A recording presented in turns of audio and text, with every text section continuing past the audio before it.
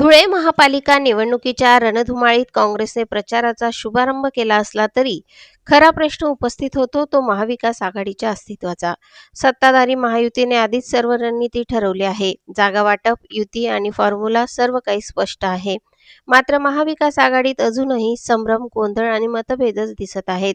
एकीकडे काँग्रेस स्वतंत्र लढण्याची भाषा करते, तर दुसरीकडे शिवसेना, मनसे युतीचे संकेत मिळत आहेत।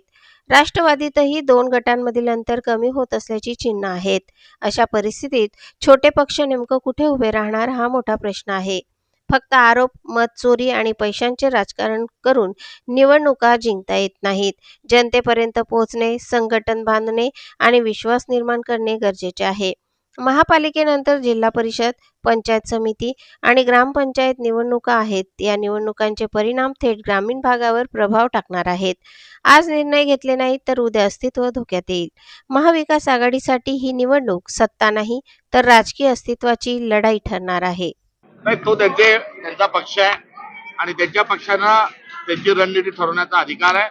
निवडणुकीच्या पूर्वी आम्ही कुठल्याही प्रकारचा अलायन्स करत नाहीये। त्यामुळे स्थानिक नेतृत्व आणि स्थानिक संघटनेने जे निर्णय घेतले त्या अनुषंगानं काँग्रेस महाराष्ट्रामध्ये कार्यरत राहणार। या संदर्भातला निर्णय हा आमचा झालेला आहे आणि त्या ठिकाणी आम्ही स्वबळावर निवडणूक ही लढणार आहोत। त्यांचा पक्ष आहे, ते उपमुख्यमंत्री आहेत, ते त्याच पक्षातले घटक होते। त्यामुळे तुर्तास त्यांचं म्हणणं जे आहे त्याचा स्पष्ट अर्थ काय होतो हे समजून घेण्याच्या आधीच त्यावर प्रतिक्रिया देणं काही योग्य ठरणार नाही। त्यांचा पक्ष आहे आणि त्यांच्या पक्षानं त्यांची रणनीती ठरवण्याचा अधिकार आहे। निवडणुकीच्या पूर्वी आम्ही कुठल्याही प्रकारचा अलायन्स करत नाहीये। त्यामुळे स्थानिक नेतृत्व आणि स्थानिक संघटनेने जे निर्णय घेतले त्या अनुषंगानं काँग्रेस महाराष्ट्रामध्ये कार्यरत राहणार। या संदर्भातला निर्णय हा आमचा झालेला आहे आणि त्या ठिकाणी आम्ही स्वबळावर निवडणूक ही लढणार आहोत। त्यांचा पक्ष आहे, ते उपमुख्यमंत्री आहेत, ते त्याच पक्षातले घटक होते।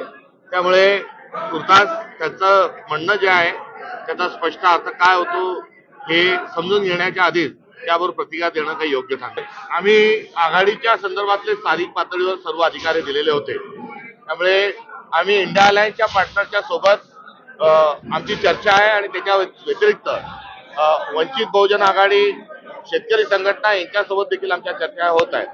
आम्ही शिवसेनेची आघाडी करत असताना शिवसेनेनी काही घटक पक्षांना सम्मिलित करून घेण्याचा जो निर्णय त्या संदर्भामध्ये हा असेल। या सर्वांवर स्टेट पार्लमेंटरी बोर्ड 25 तारखेला याबद्दल आम्ही राज्याच्या संपूर्ण पार्लमेंटरी बोर्डमध्ये या संदर्भातला अंतिम निर्णय घेऊ। माझ्या माहितीनुसार स्थानिक नेतृत्वाने शिवसेनेला सोबत घेण्याचा निर्णय हा घेतलेला आहे, ज्या संदर्भामध्ये त्यांना यापूर्वी आम्ही परवानगी दिलेली आहे। इथं पण त्यात अजून काही जर घडामोडी असतील तर 25 तारखेला या संदर्भामधला मुंबई मुक्कामी पार्लमेंटरी बोर्डमध्ये यावरचा निर्णय अंतिम त्या ठिकाणी होईल।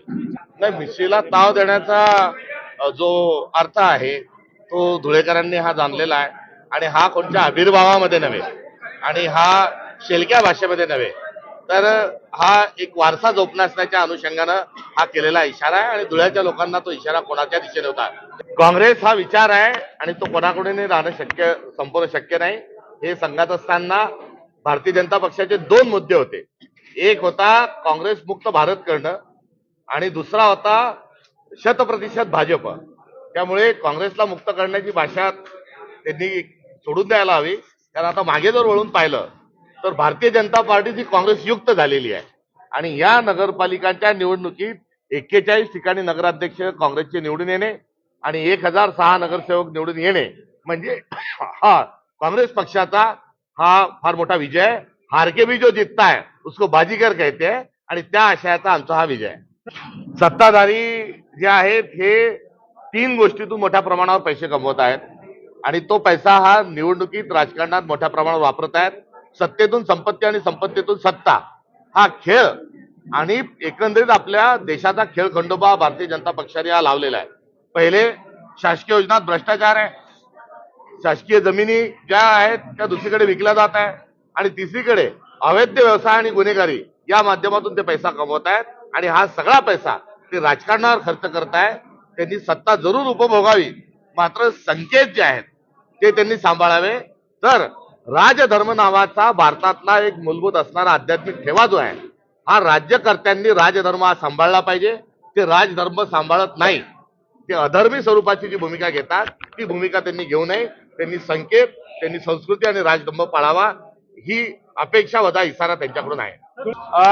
राहुल गांधींना 24 तासाच्या आत त्यांचं सदस्यत्व रद्द केलं, 48 तासाच्या आत घर खाली करण्याची नोटीस दिली.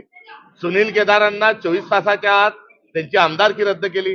मात्र जे रमीचे फार मोठे आंतरराष्ट्रीय खेळाडू आहेत, कोकाटे, यांना शिक्षा सुनावल्यानंतर ताबडतोब ताब्यात घ्या म्हटल्यावर तेच प्रशासन हे त्यांचं सुरक्षा करताना दिसलं. त्यामुळे त्यांना पळवून लावण्यामध्ये, लपून ठेवण्यामध्ये पोलिसांनी भूमिका निभावली. त्यांची सोय होईल अशा स्वरूपाचं एकंदरीत सरकारने वातावरण तयार केलं आणि त्यांना बेल मिळवण्याकरता सरकार एक गप्प बसलेलं होतं. तर कोर्टाचा निर्णय आल्यानंतर स्वयंस्पष्ट आदेश असल्यावरही त्यांना सुप्रीम कोर्टात जाण्यापर्यंत मदत केलेली आहे. त्यामुळे एकंदरीत भारतीय जनता पक्ष हा न खाऊंगा न खाणे दूंगा या धर्तीवर काम करत नाही, तर तो मिल बाट के सब खाओ हीच त्याची भूमिका आहे. आणि थेट स्वरूपामध्ये एक खोटे कागद लावून 420 या प्रकरणामध्ये गुन्हे त्याच्यावर सिद्ध होतात आहेत. या सगळ्यामध्ये शासकीय जो दस्तावेज खोटे सादर करतात अशा एका मंत्र्याला वाचवण्याचा केविलवाना प्रयत्न हा सत्ताधारी करत आहेत, हे सत्य आहे. माझा इशारा हा लोकशाहीला फाशी देत असल्याचा आहे. मात्र या ठिकाणी आपला जो प्रश्न आहे हा मला आवडला आणि तुम्ही तुमच्या प्रश्नात जल्लाद केवळ लोकशाहीसाठी आहे का अजित पवार आणि एकनाथ शिंदे यांच्या संदर्भातही आहे. तर या संदर्भामध्ये जे पाशवी बहुमत भारतीय जनता पक्षाला मिळालेलं आहे आणि नगरपालिकांमध्ये जेवढ्या मोठ्या प्रमाणात यश मिळालेलं आहे हा या दोन्ही पक्षांना असणारा धोक्याचा इशारा आहे. आणि या धोक्याच्या इशाऱ्यामध्ये पुढच्या वेळेस या दोघांना दूर केला जाईल. 2029ला हे त्यांचे मित्रपक्ष आणि आघाडीचे त्यांच्या घटक पक्ष असणार नाही.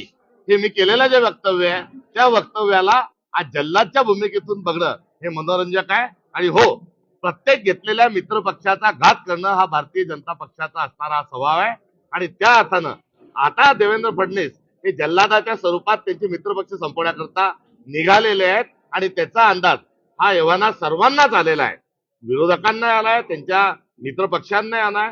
म्हणून त्यांच्या महायुतीतला एक पक्ष आता हा विरोधकांशी हातमिळवणी करण्याकरता निघालेला आहे. तो त्यांचा पक्ष आहे आणि त्यांच्या पक्षानं त्यांची रणनीती ठरवण्याचा अधिकार आहे. निवडणुकीच्या पूर्वी आम्ही कुठल्याही प्रकारचा अलायन्स करत नाहीये. त्यामुळे स्थानिक नेतृत्व आणि स्थानिक संघटनेने जे निर्णय घेतले त्या अनुषंगानं काँग्रेस महाराष्ट्रामध्ये कार्यरत राहणार. या संदर्भातला निर्णय हा आमचा झालेला आहे आणि त्या ठिकाणी आम्ही स्वबळावर निवडणूक ही लढणार आहोत. त्यांचा पक्ष आहे, ते उपमुख्यमंत्री आहेत, ते त्याच पक्षातले घटक होते. त्यामुळे तुर्तास त्याचं म्हणणं जे आहे त्याचा स्पष्ट अर्थ काय होतो.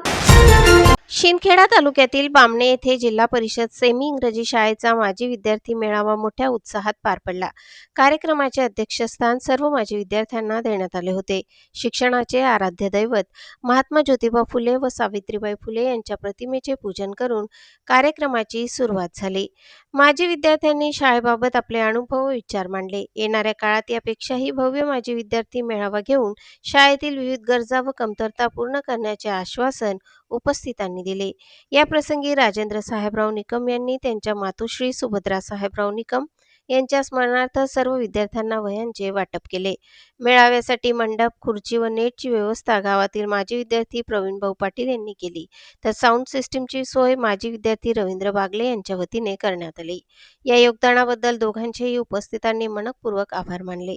तसेच सर्व माजी विद्यार्थ्यांनी शाळेस दिलेल्या आर्थिक मदतीबद्दल जिल्हा परिषद शाळेच्या वतीने कृतज्ञता व्यक्त करण्यात आली. विद्यार्थ्यांना नेमकं काय हवंय, परंतु ते सगळं देण्याचं काम आजपासून आम्ही सगळे गावकरी मिळून तुम्हाला शब्द देतो. आणि आज जे साहित्य आलेले याचा चांगला वापर करा. याच्या वापरासाठी डिजिटल असेल, तुमच्याकडे जर कुठं कमतरता असेल गावाच्या काही तरुण पोरांना आम्ही तुमच्याकडे पाठवू, त्यांच्याकडनं शिकून घ्या, तिथं त्यांना वापरायला लावा.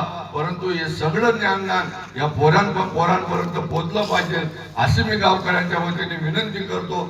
आणि समितीला पुन्हा विनंती करतो की पुढचा जो माजी विद्यार्थ्यांचा कार्यक्रम असेल, कमीत कमी 500 विद्यार्थी या प्रांगणात जमले पाहिजे आणि आपण जमू याच्याबद्दल अजिबात सहकार्य चांगला कार्यक्रम केला त्याच्याबद्दल समितीचे खूप खूप धन्यवाद. माझे भाषण संपवतो. जय हिंद जय महाराष्ट्र. याला थोडं स्वरूप मोठं दिलं पाहिजे. तुम्ही जर आमच्या सारख्यांना विचारलं असतं ना तर आपण सुट्टीच्या काळात एक गाव फार चांगलं आहे तुम्हाला सांगतो, इतका प्रतिसाद येईल ना, मुंबई पुणे गोवा नाशिक दिल्ली कुठेही राहू दे सगळे माझे विद्यार्थ्यांना आम्ही इथं हजर करतो आणि दिवसभर कार्यक्रम चालेल अशी व्यवस्था करतो. या शाळेत मावणार नाही एवढं शैक्षणिक साहित्य आपण पुरं करतो, फक्त नियोजन करावं लागेल. असा या गावाचा एकही माणूस नाही की जो इथून शिकून गेलाय आणि या कार्यक्रमाला येणार नाही, असा एकही माणूस नाही. तो किती मोठ्या पदावर राहू द्या, आपण जेव्हा त्याला आमंत्रित करू 100% तो माणूस इथं येईल आणि त्याच्या परिस्थितीनुसार हे साहित्य फार छोटे हो, इथं मावणार नाही एवढं साहित्य आपण इथं आणून टाकलं आणि या गावाला एकदा सांगू की ही शाळा चांगली आहे आपली, इथंच आपल्या पोरांना विद्यार्थी मेळाव्याचे आयोजन करायचं आहे आणि मला आनंद झाला. जसं असं म्हटलं जातं की धरतीमध्ये एक दाणा पेरला तर असंख्य दाण्याचं कणीस आपल्याला ती शेती देते आणि शब्दांचं पण तसंच असतं. बामणे ग्रामपंचायतच्या ग्रुपला दीपकदादांनी मेसेज सोडला की आपल्याला मेळाव्याचं आयोजन करायचं आहे आणि एक मदतीचं आव्हान दीपकदादांनी केलं आणि या शाळेच्या वास्तूसाठी गावातील राजकीय सामाजिक क्षेत्रातील सगळ्या मान्यवरांनी मदत केली. आज असं म्हटलं जातं की फळाफुलांचा मळा नको, पण गावामध्ये एक आदर्श शाळा निर्माण झाली पाहिजे. एकता ग्रुपच्या माध्यमातून या जिल्हा परिषद शाळेला मागं पीठी गणेश वाटप झाला, त्यानंतर या शाळेचं डिजिटल मध्ये रूपांतर करण्याचं काम आपले ग्रामस्थ एकता ग्रुप आणि सगळ्यांच्या सहकार्याने एक चांगला कार्यक्रम आणि एक चांगली शाळा निर्माण होत आहे. खरंच आणि खरंच दीपक बिराडेकडनं गुण घेण्यासारखे आहेत. बरेच आपल्या गावात डिग्री होल्डर बरेच मुलं आहेत, पण आज दिवसपर्यंत त्यांना अशी कल्पना नाही सुचली की शाळेत जाऊ आणि थोडंफार मुलांना शिकवू. आपले दीपक बिराडे तिकडे काय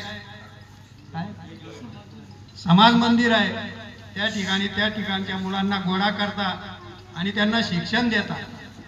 शिक्षण देणं हे फार महान ज्ञान आहे. या शिक्षणामधून कोणता मुलगा काय घडेल हे सांगता येत नाही भविष्य, आणि तो मुलगा पुढे जाऊन आपलं नाव लौकिक करेल आणि त्याला काहीतरी आठवण राहील. आता माझ्या मुलाच्या बद्दल सांगतो.